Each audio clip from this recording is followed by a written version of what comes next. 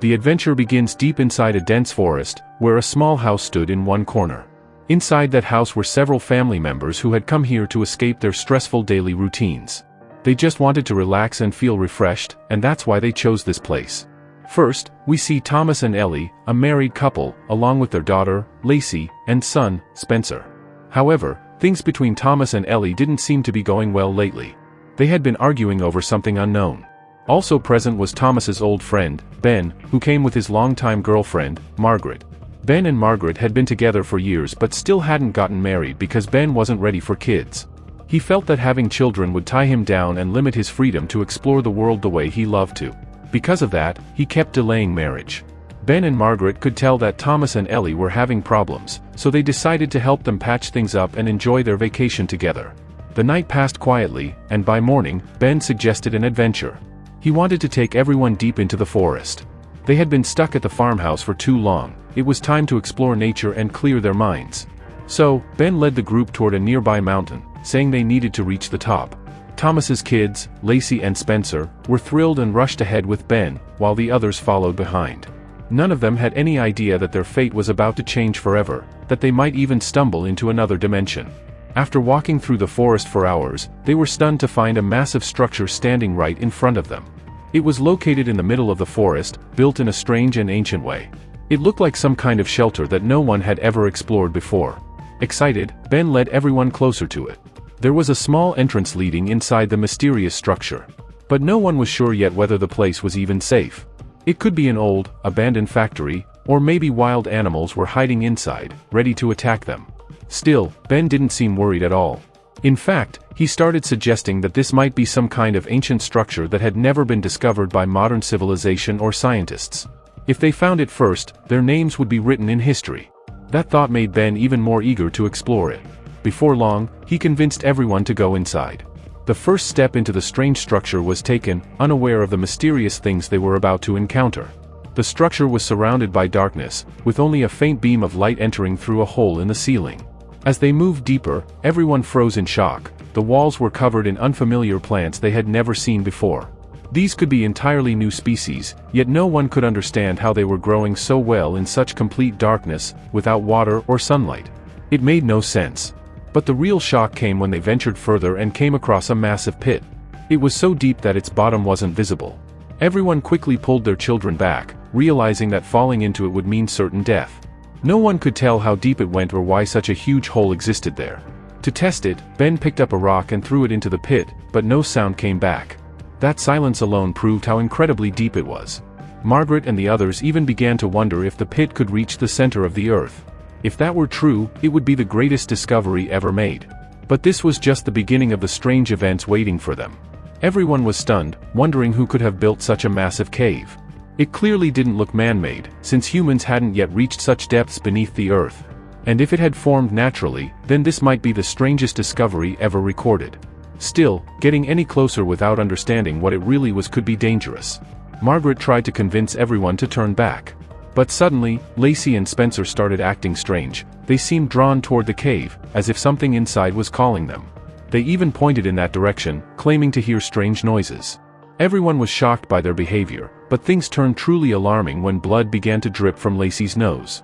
Thomas and Ellie panicked, quickly wiping the blood away. It felt as if some kind of spell or force had taken hold of the children, something that wanted them to jump into the pit. Without wasting another second, Thomas and Ellie decided they had to get out of there and go back home. The place looked calm on the surface, but it clearly wasn't. As they moved ahead carrying Lacey, Spencer turned back again. He could still hear those mysterious voices coming from the cave, calling to him. When no one was looking, he began walking toward it, almost as if hypnotized. Within seconds, he was about to jump in, but luckily, Ben noticed. He rushed over and grabbed Spencer just in time, pulling him back before he could fall. If Ben had been a moment late, Spencer might have disappeared forever into that dark abyss. What kind of connection did the cave have with the two children? And what unseen power was drawing them toward it? The mystery would soon reveal itself. For now, everyone, shaken and terrified, decided to leave and return to the farmhouse. They tried to relax and enjoy their vacation, sitting outside together for breakfast. Still, questions filled their minds. What was that strange structure, and why did such a deep pit exist there? No one had an answer. Meanwhile, the tension between Thomas and Ellie continued. Their emotional distance was now even more noticeable, and Ben and Margaret couldn't help but feel uneasy watching it. So, to ease the tension, Ben decided to take Thomas out for a walk, while Margaret stayed back with Ellie in the room to talk. Eventually, Margaret gently asked Ellie what had caused the fight between her and Thomas. Ellie didn't give a straight answer at first, but soon admitted that a few weeks earlier, she and Thomas had gone to a reunion party. That night, Ellie drank way too much and completely lost control. In her drunken state, she ended up getting close to one of Thomas's friends, and even spent the night with him. When Thomas found out, he was furious. The two argued for days and could barely stand to be around each other.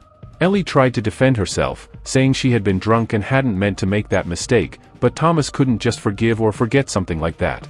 After hearing this, Margaret thought for a moment and came up with an idea. She told Ellie to let the kids sleep with her and Ben for the night, and to spend the evening with Thomas, hoping it might help them reconnect.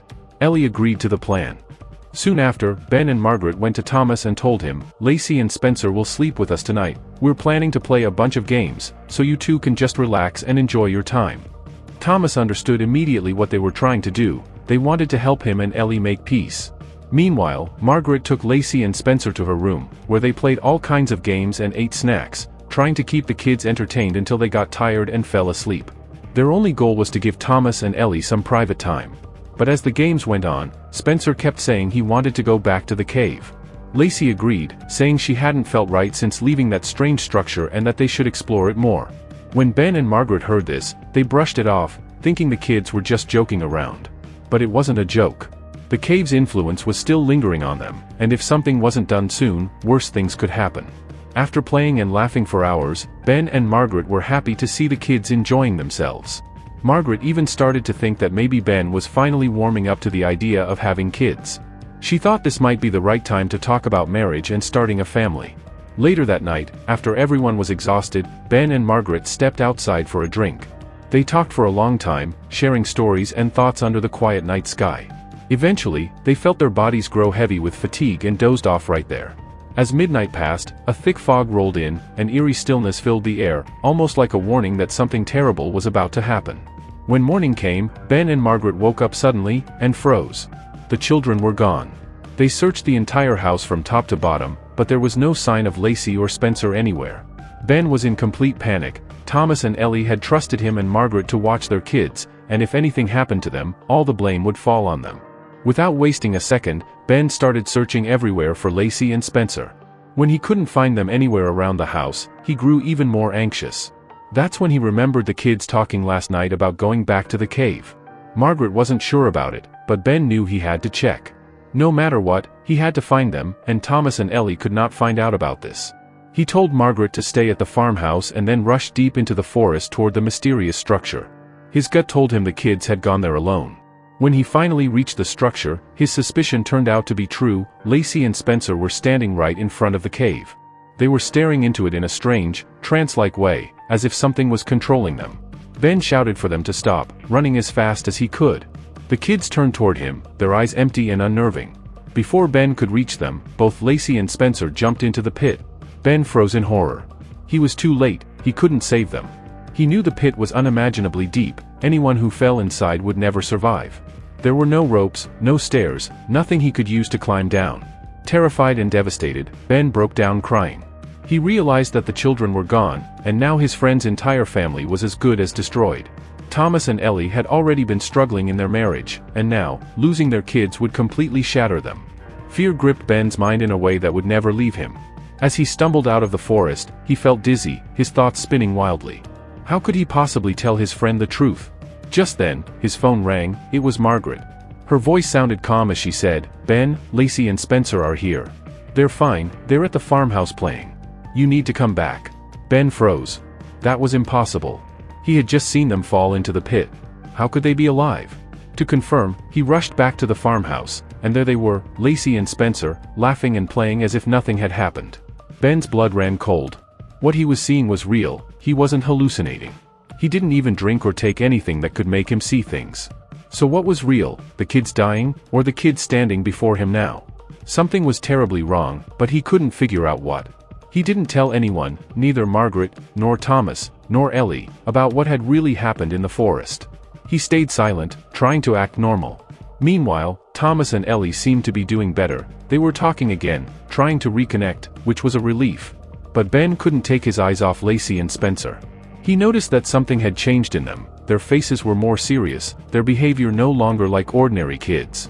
They just stared back at him with cold, knowing eyes, as if they were aware of everything and wanted to keep it a secret. Sweat dripped down Ben's face as he kept watching them, unable to shake the dread building inside him. Even the others began asking if he was okay, noticing that since returning from the forest, Ben hadn't stopped staring at the children. It felt like the two of them had done something together with that thing. Ben quietly walked into his room without telling anyone and splashed some water on his face, lost in deep thought. He wasn't crazy, there was no way he was hallucinating in broad daylight. He had clearly seen Lacey and Spencer jump into that cave, and after seeing them fall to their deaths, how could they possibly be back now? Slowly, Ben began to realize that the strange structure was the real source of all this chaos. Something there was influencing those kids in ways he couldn't understand. When Lacey and Spencer were playing, Ben went up to them and asked directly, "You two know everything, don't you? So why don't you tell the truth?" But both of them just stared at him seriously, saying nothing. Their behavior, and even their physical abilities, had changed drastically. Spencer was now able to lift heavy objects easily, far beyond his strength, while Lacey's nose started bleeding again, yet she said nothing. Their speed, reflexes, and other abilities seemed completely unnatural. Ben was terrified, but he didn't know how to tell the other parents about it. Thomas, Ellie, and Margaret would never believe him. Just as Ben's mind was spiraling, Margaret called him over for breakfast. She could tell something was wrong. He looked deeply troubled. When they sat down, she gently asked what was bothering him. Summoning all his courage, Ben told her everything. He said he had seen both kids fall into the cave with his own eyes. He had seen them die. So how were they back? And how could their behavior be so different? It was clear to him now, Thomas's children weren't real anymore. But after hearing all this, Margaret didn't believe a word. She insisted Ben must have been drunk or imagining things, saying that none of this was real. She also warned him not to talk to Thomas or Ellie about it, since they would never accept something like that about their own children. After saying this, Margaret left the room. But moments later, Lacey and Spencer appeared before Ben again. Together, they seemed to be trying to scare him. Lacey stared at him coldly, while Spencer began creating strange shapes out of the willow branches nearby. Ben's fear turned into frustration, and he walked outside to clear his head. But the kids followed him there too. Spencer even offered Ben some chips, but when Ben looked closely, he saw worms crawling inside the bag. Horrified, he shouted and threw the chips away. Thomas and Ellie rushed over immediately, demanding to know why he was acting like that toward their kids. Ben had reached his breaking point. He couldn't hold it in anymore. He told them everything, that he had seen their children fall into the cave, that they had died, and that these kids weren't real. Like Margaret, Thomas and Ellie were stunned by what he said, refusing to believe any of it. Thomas and Ellie began scolding Ben, saying he was being extremely rude to their kids and that his behavior was completely unacceptable. Ellie even went so far as to say that Ben probably didn't like children at all, that's why he hadn't married Margaret yet. If he truly cared, he would have started a family by now. Hearing this, Margaret couldn't stay silent. Furious, she slapped Ellie across the face. That moment made it clear, there was now open conflict between the two couples. Frustrated and upset, Ben went to his room while the others tried to figure out how to handle the situation. Ben sat alone, stressed and restless, wondering how he could make them believe that everything happening was real, and possibly a sign of something dangerous. While he sat there lost in thought, Lacey and Spencer quietly appeared. Seeing Lacey, Ben said, "Tell everyone the truth. You know what's really happening." But Lacey just laughed. Suddenly, Spencer came from behind and struck Ben with an iron rod. Ben, startled and hurt, grabbed the rod, trying to wrestle it away. In the struggle, the rod accidentally hit Spencer. It wasn't a serious injury, but Spencer pretended to be badly hurt, falling to the floor and screaming. He stopped responding, which made Ben panic, just as Ellie walked in and saw the scene. Horrified, she shouted for Thomas and accused Ben of attacking their son. Furious and terrified, she insisted that Ben was dangerous and wanted to kill their children. Thomas, seeing Spencer unconscious, believed what he saw and blamed Ben entirely. Without hesitation, they threw Ben out of the house. Thomas and Ellie immediately tried calling the police, telling them that Ben had hurt their son and that they needed to get to the hospital. But as expected, the forest had terrible reception, and the signal kept breaking. Even if the call went through, it would take hours for a rescue team to arrive. When Margaret heard everything, she was stunned and confused. Why would Ben do such a thing? Was he losing his mind? Worried, she went to find Ben to hear his side of the story. Ben explained everything, that he hadn't hurt anyone, that Lacey and Spencer were the ones acting strange on purpose. After telling her everything, Ben said, "I need to take you to the cave. That's where the truth is." That's where they jumped. Though hesitant, Margaret finally agreed to go with him. When they reached the eerie structure, Ben pointed toward the cave. But to her eyes, nothing was there, no signs of any bodies or evidence of what he claimed. It all looked empty. To Margaret, it sounded like complete nonsense, so she turned back, insisting on going home. But Ben refused to leave until he could prove what he saw was real. He stayed behind while Margaret headed back toward the farmhouse. On her way, she suddenly saw Lacey standing there. Smiling eerily, Lacey said, "I want to show you something. Come with me into the forest, it'll be something shocking." Margaret still had some trust in Ben, but without any proof, she couldn't be sure. Hesitant yet curious, she stood beside Lacey, just as Thomas arrived. Thomas shouted at Margaret, accusing her of helping her boyfriend, the man who had just hurt his son. "Your boyfriend attacked my boy, and now you're trying to hurt my daughter too," he yelled angrily. Margaret tried to explain that she had no such intention, but Thomas, desperate to protect Lacey, pulled his daughter away and took her deep into the forest, where Lacey said she wanted to show him something. Meanwhile, Margaret, still shaken, made her way to Ellie's room. She was worried. Ellie had been devastated ever since Spencer's injury. But when Margaret stepped inside, her heart nearly stopped. The entire room was a mess, blood stains on the walls, furniture overturned, and not a single sign of Ellie anywhere. It looked like something, or someone, had attacked her. Then, as Margaret turned her head, she saw Ellie lying on the floor, badly wounded and barely conscious. But what horrified her even more was who stood across the room, Spencer. He was alive. There was no one else in sight, which meant only one thing: Spencer had attacked his own mother. He made strange, insect-like clicking noises, sounds no human throat could produce, and suddenly lunged at Margaret.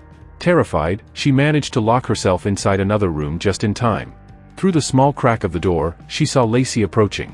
But the thing walking toward her didn't look human anymore. Its shadow moved unnaturally, limbs twitching, body shifting like some monstrous insect. Margaret finally understood. Ben had been right all along. These two children weren't human anymore. Something had changed them, and she could see it clearly now. Suddenly, she heard police sirens outside. A van had arrived. Relieved, Margaret rushed out to tell the officers everything. A female officer listened but didn't believe a word. She thought Margaret was hysterical and insisted on checking inside for herself. Margaret waited anxiously outside, realizing Thomas still hadn't returned with Lacey. Maybe they had killed him too. A few minutes later, the officer's screams echoed through the house. When she staggered back toward the door, she was suddenly pulled inside by unseen hands, the children. They were attacking her. Horrified, Margaret ran toward her car, fumbling with the keys. When she heard their voices behind her, she quickly hid under the vehicle. Lacey and Spencer arrived, whispering to each other in that same strange, insect-like language. Thinking fast, Margaret called Thomas's phone to distract them, and the sound drew them away for a moment. She seized the chance, climbed into the car, and was just about to drive off, when Ben appeared in front of her. His movements were slow and unnatural, his expression eerily blank. He walked straight into the farmhouse without saying a word. Margaret couldn't leave him behind, so she followed. Inside, she found Ben standing still, smiling strangely. "You were right," she said breathlessly. "Those kids, they're not human. We have to get out of here right now." But Ben's eerie grin widened. Something was wrong. He stepped closer and said in a chilling tone, "No one's leaving, Margaret. This is our home now, and this is where we evolve." Margaret finally realized what was happening. The same way the children had fallen into the cave and come back completely changed, Ben had too. This wasn't the real Ben anymore. It was his clone, something that looked human but wasn't. And now, whatever this thing was, it wanted her dead. Ben lunged at her violently, his strength unnatural, his eyes blank and lifeless. Margaret fought back with everything she had, narrowly escaping his grip. She stumbled outside, gasping, her mind racing. If these creatures were insect-like, then maybe she could use that against them. Insects communicated through strange frequencies. If their communication was disrupted, they'd lose coordination. Loud noises could disorient them. Smoke or heavy fog could scatter them. And most of all, they feared fire. "Fire," she whispered to herself. "That's the key." Gathering her courage, she picked up a burning torch from the fireplace and held it tight. "If they come near me, I'll burn them," she muttered. Eyes, mouth, antennae, go for their weak spots. But before she could act, the possessed Ben charged again. Margaret struck him hard with the torch, burning his arm and escaping into the woods. However, Lacey and Spencer were waiting. They had set a trap. She tripped over a vine and hit the ground hard. Before she could stand, the two inhuman children grabbed her and dragged her through the forest. When Margaret regained consciousness, she found herself near the strange structure again, the cave. Around her were the bodies of others, Ellie, the police officer, and several others, lifeless, pale, and cold. Lacey and Spencer were tossing the corpses one by one into the dark pit. Margaret's heart pounded. She knew what would happen next. They planned to throw her in too. Gathering every ounce of strength, she waited for her moment. As the children turned toward her, she screamed and pushed them both with all her force. Lacey and Spencer tumbled backward into the black, endless void of the cave, just as they had before. Only this time, Margaret made sure they wouldn't be coming back. Margaret thought everything was finally over. She slowly returned to her farmhouse, trying to calm herself, but standing right there was Ben. He moved toward her with murderous intent. Margaret, drained and terrified, had no strength left to fight. Just when she thought it was the end, Thomas appeared out of nowhere and grabbed Ben, holding him back. He wasn't dead after all. "Get in the car and leave now," he shouted. "This place isn't safe anymore." Without hesitation, Margaret did exactly that. She jumped into her car and sped down the road, her heart heavy with grief for everyone who had died. But as she drove farther, she froze. Standing in the middle of the road were Lacey, Spencer, and Ben. The three of them stood hand in hand, smiling eerily, their faces twisted with an unnatural calm. It was then she realized the horrifying truth: they weren't human anymore. They were mutant creatures from another world, intent on taking over the human race. Everyone thrown into that pit had been replaced by a clone. Margaret knew these weren't her family. With trembling hands, she slammed the accelerator, speeding straight toward them, determined to end it once and for all. The car roared forward, and what happened next was left to fate. And with that, our story comes to an end.